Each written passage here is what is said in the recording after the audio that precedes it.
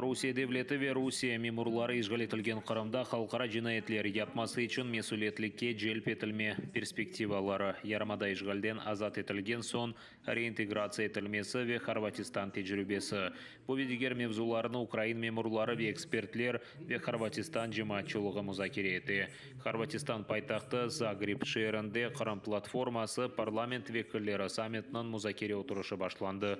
Fevral'ın 24'ünde Qırım Rusiya Ukrayna'nı hücum etken platsdarmga çevrildi dey Ukrayna prezidentinin Qırımdaki daimi temsilcisi Tamila Tasheva bu Qırım işgalden azat etilу стратегиясына nasıl tesir etkenini tarif etti.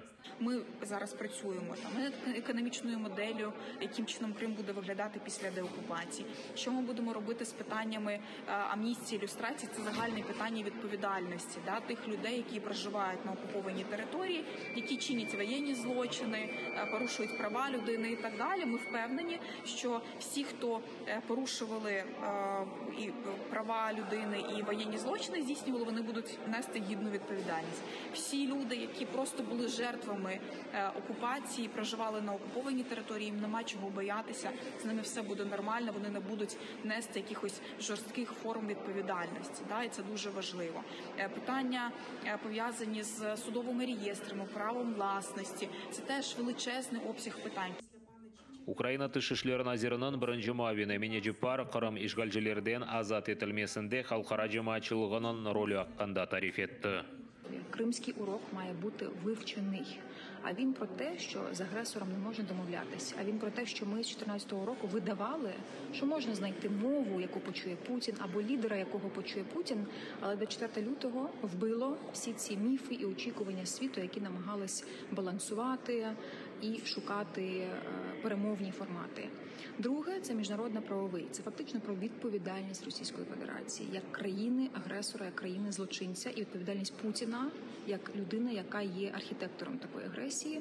Це репарації, які російський народ має виплачувати народу України. Саммитте iştirak etken meclis reisi Rifat Chubarov siyasетчилер yarmadada tamir xalqının aq huquqlarini ko'zog'ini almasdan territorial muxtariyat tashkil etib, nasıl xata yapqanini hatırlattı.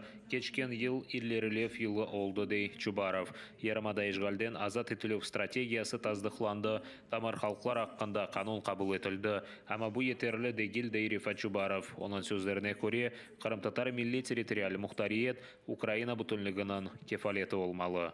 Это недостаточно для того, чтобы заранее, до, в принципе, момента непосредственно действий по деоккупации, чтобы не только люди, граждане Украины, которые живут в оккупированном Крыму, но и весь мир представлял себе, в каком направлении будет развиваться Крым в условиях уже послевоенного развития Украины.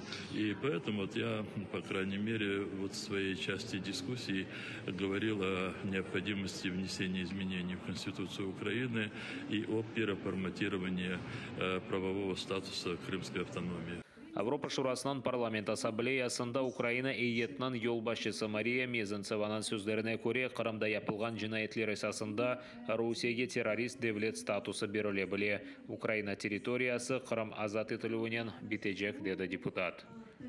Коли ми говоримо про конкретні кейси насильницьких зникнень, які почалися масово повторюватися саме з 24 лютого, коли ми говоримо про те, що ув'язнені, а їх десятки почали отримувати судові вироки масово, коли ми говоримо про нелегітимні повістки і примусову мобілізацію, ми також це пояснюємо як результат агресії. Тому постійно використовувати Крим в якості розтлумачування висловлювання, що найвищий злочин, який повторює Росія з 90-х років в Афганістані, в Молдові, в Грузії, в Сирії і там, де вступає нога російського солдата, це повторюваний злочин, який повинен бути покараний. Дабыр муйым сувал, işgal etilgen Kırımda Rusiya tarafından medeniyet mirası yok etilmesi için cezalanu. Sluga Народа фракциясынан yolbaşçı mavini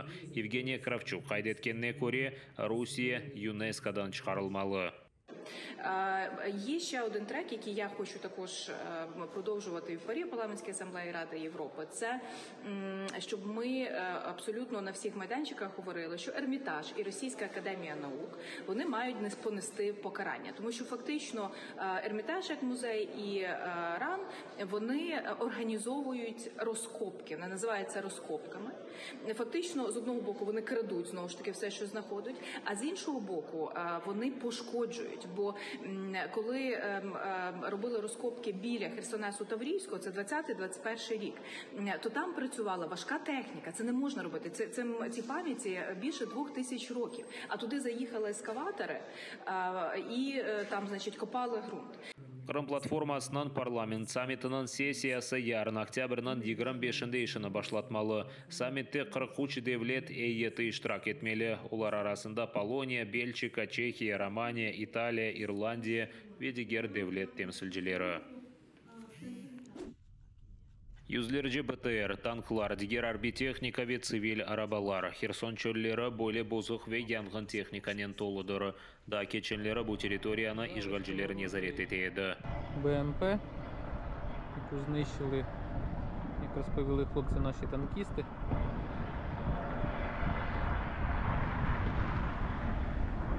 Ukrayna jönübünde koy, kasaba ve şehirlerini azat etken arbilerden son sapörlar keti. Da keçenleri anda kıyın uruşlar olup geçeydi. Onun için birçok tehlikeli şeylerini tapmak mümkün. Mutixaslar Rusya'da yasalgan tanklarga karşı konkurs kompleksinin tellerini taptı. Виявилося, що це були залишки від ПТУРа, точніше командний кабель, тоненький провод мідний, дріт, який дозволяє у польоті управляти цим ПТУРом. Їх дуже багато зараз по полям, іноді їх важко відрізнити від, наприклад, датчика цілі електричного, МВЄ, наприклад. Тому на них в будь-якому випадку, коли їх хтось бачить, не варто туди лізти, не варто туди йти, тому що сьогодні це був, зараз це був просто кабель від ПТУРа, а іншого разу це цілком може бути вже міна. Tarlılar patlamagan mermi ve mayınlarnen tolu. Mutixaslar er-birini ogrenip zararsız alga ketire. Чиста робота, чисте спрацювання, детонація. Adım-adım Ukrayna himayecileri Xerson vilayetini azat eti. Jebe Dnepr ozenine yakınlaşa. Territoriya Rus işgalcilerinden azat etilgen son Ukrayna toprakları raşistler kaldırgan patlayıcılardan temizlenmek gerek. Ruslar Bakhmut ve Avdiivka yönelişinde ucumlarını toxtatmay. Baştapның malumatına göre anda en kıyın uruşlar olup geçe. Bakhmut tarafında kıyın vaziyettir. Ruslar şark ve cönüpten basa. Ama Ukrayna mayecileri karşılık göstermege devam eti. Solidar civarında Rus işgalcileri öz pozisiyalarını pekitip yetiştir almadı. Birçok işgalciler elak olgan. Avdiivkanın nevbeteki ucumu muvaffakiyetsiz bitti. İşgalciler jebe sızığında olgan koy ve kasabalarını ucum etip yerli sakinlerini korkuda tuta. У місті Енергодар російські окупанти здійснили ротацію особового складу на АЕС. І далі фіксуються факти здійснення фізичного та морального тиску на працівників Запорізької АЕС з метою примушення їх до підписання контрактів з корпорацією «Росатом». Крім того, загарбники заборонили працівникам електростанції виїзд на територію підконтрольну українській владі.